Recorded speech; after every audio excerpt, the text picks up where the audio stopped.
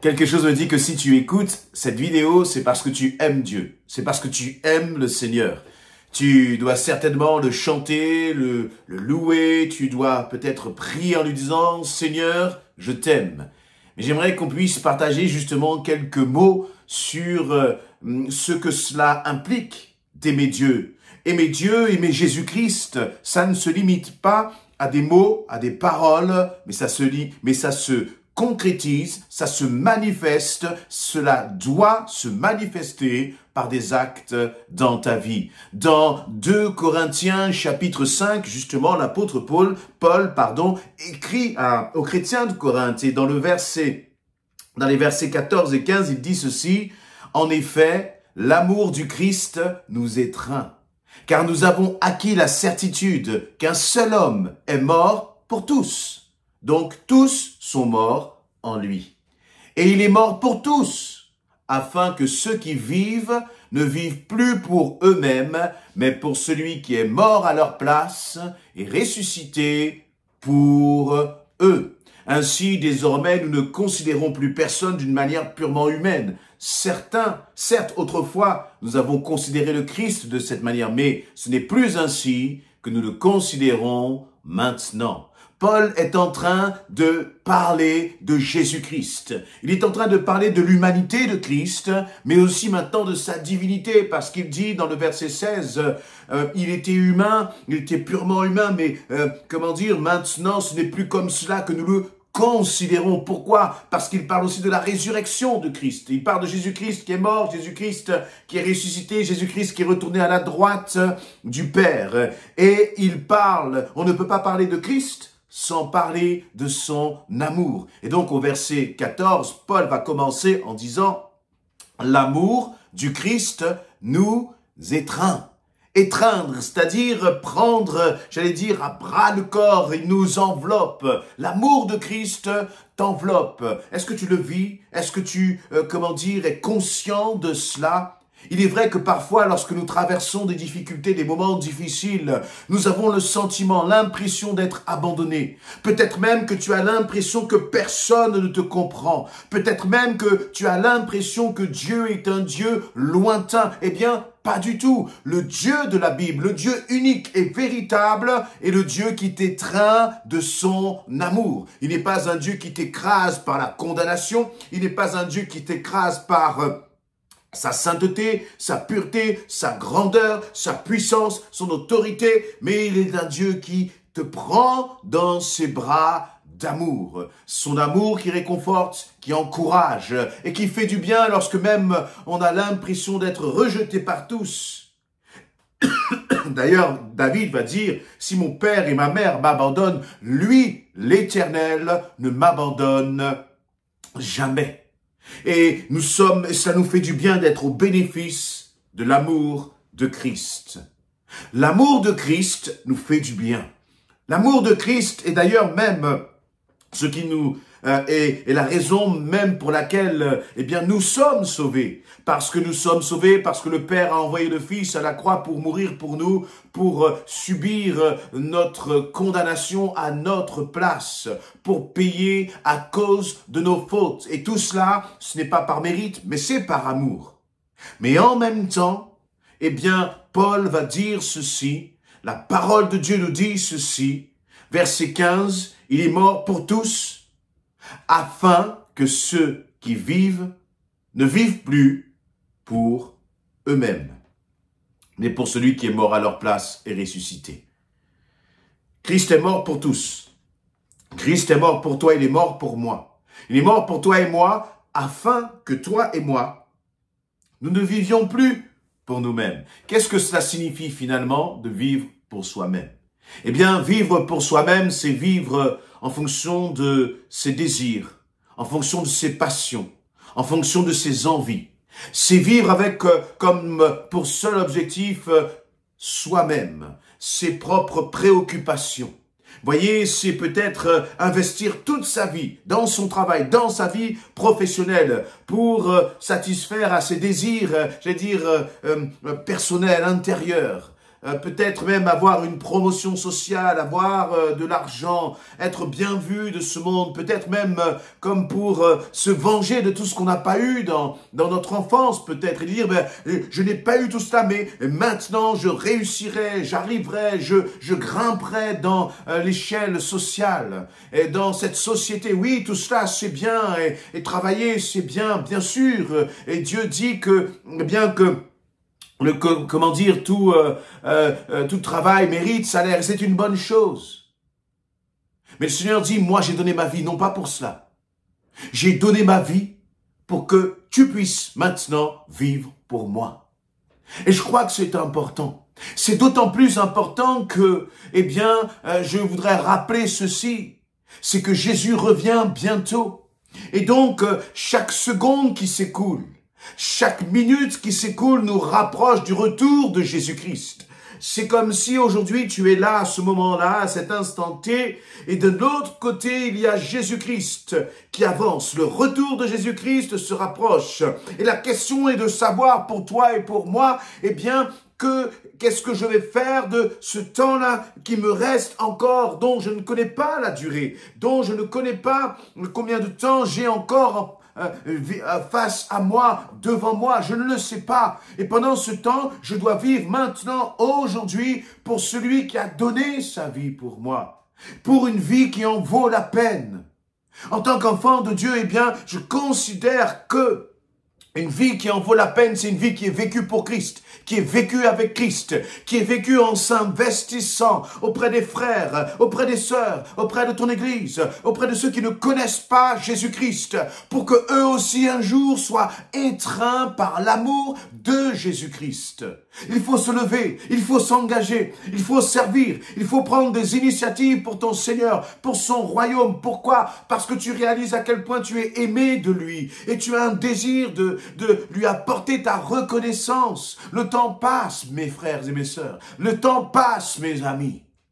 Et le Seigneur dit encore une fois dans ce verset 15, « Je suis mort pour vous afin que vous ne viviez plus pour vous-même. » Il y a cette idée de mort, Christ est mort pour nous, mais pour que moi-même, finalement, je ne vive plus pour moi-même. C'est-à-dire que pour que moi-même, pour que toi-même, tu perdes ta vie et que tu la donnes à Christ totalement et entièrement. Il est temps de se lever. Il est temps de, comment dire, de s'investir pour le royaume de Dieu.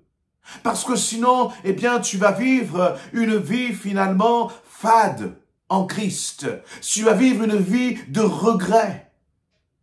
Et ne me dis pas que le Seigneur ne t'a rien donné, que tu ne peux rien faire. Ce n'est pas vrai. Parce que là aussi, lorsque le Christ t'a donné la vie, lorsqu'il t'a donné le souffle de vie, il ne t'a pas oublié. Il a mis en toi des capacités, des dons, des talents pour justement mettre à la disposition de son royaume. Parce que c'est cette vie-là qui vaut vraiment la peine d'être vécue. Là-haut dans le ciel, tu ne pourras plus le servir. Là-haut dans le ciel, tu ne pourras plus faire tout ce que tu peux faire là maintenant. Là-haut dans le ciel, ce sera le temps des fêtes, le temps de la réjouissance, le temps des noces. Mais ici-bas, c'est le temps de s'investir, c'est le temps de se lever, de s'engager pour le royaume de Dieu et de se réjouir, de voir justement combien tu auras pu t'investir par amour, pour sa gloire, pour son royaume, pour quelque chose qui vaut vraiment la peine.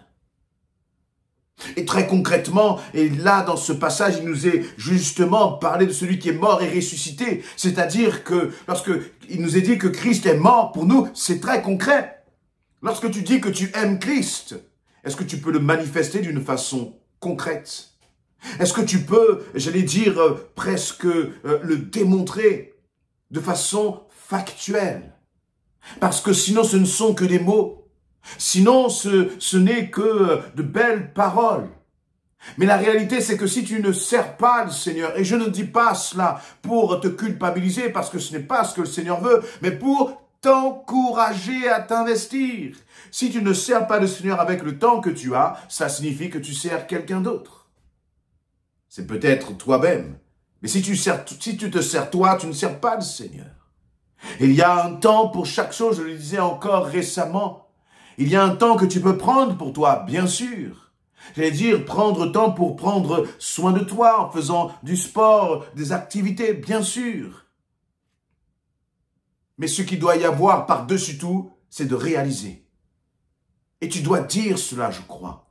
Je ne vis plus pour moi. Je ne veux plus vivre pour moi. Mais je veux vivre pour celui qui m'a sauvé. Est-ce que tu peux le déclarer? Est-ce que tu peux te lever? Vous savez, dans la question du service, très souvent, nous réfléchissons beaucoup. Seigneur, est-ce que c'est ce que je dois faire? Est-ce que c'est vers cette direction que je dois aller? Est-ce que c'est dans cela que je dois m'engager? Et c'est très bien de se poser cette question. C'est très bien de s'engager. C'est très bien de prier avant de s'engager. D'accord. Mais il y a un moment, nous prions tellement que jamais nous nous engageons. Et je crois que ce n'est pas ce que le Seigneur veut. Ce Seigneur veut, c'est que tu te lèves et que tu ailles. Et puis si tu prends la mauvaise direction dans le service, si tu es sensible au Saint-Esprit, si tu es sensible à la voix du Seigneur, celui qui t'aime, il va te dire, mon enfant, là, maintenant, tu peux laisser ce service et t'engager là, maintenant. L'essentiel, finalement, c'est de ne plus vivre pour nous-mêmes. Parce que pendant le temps que nous sommes assis à ne rien faire, eh bien, nous ne faisons pas la volonté de Dieu. Nous n'accomplissons pas ses désirs. Alors, c'est vrai qu'il y a des temps où il y a des moments où le Seigneur nous arrête. Je le crois. Il y a des moments où le Seigneur nous dit « stop maintenant ». Mais ces moments où nous ne faisons rien, finalement, des moments où on a entendu la voix du Seigneur nous dire « stop maintenant ». Et donc, par obéissance, tu t'arrêtes. Parce que peut-être le service t'a comme un peu éloigné, parfois même de Dieu, parce que tu as servi, tu n'as plus passé de temps dans l'intimité avec ton Seigneur, et le Seigneur veut te redonner un peu d'équilibre dans sa relation avec lui. D'accord, bien sûr, il y a aussi ces temps-là qui sont précieux dans la vie chrétienne. Mais ces temps ne sont que des temps de pause, et en général des courts temps de pause pour nous engager à nouveau pour notre Dieu. Pourquoi? Eh bien, parce que nous ne vivons pas pour nous-mêmes, mais pour servir notre Dieu. Et d'ailleurs, même dans ces temps de pause, ce sont des temps de pause, mais ce ne sont pas des temps de pause peut-être dans le service, mais ce ne sont jamais, et ce ne doit pas être des temps de pause spirituelle, mais au contraire des temps de reconnexion, j'allais dire, à 110% dans notre communion, dans notre intimité avec le Seigneur. Et alors, la réalité aussi, c'est que nous ne sommes jamais à 100%, c'est-à-dire que nous ne sommes jamais à 100% dans une dimension, nous disons, là je vis complètement, totalement pour le Seigneur. Non, il y a une dimension parfois d'abandon progressif.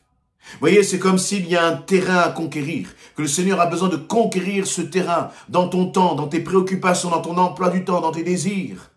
Et je crois que ce qui doit guider notre cœur, c'est de dire à chaque fois, Seigneur, je ne vis plus pour moi-même, mais je veux vivre pour toi, je veux m'engager pour toi.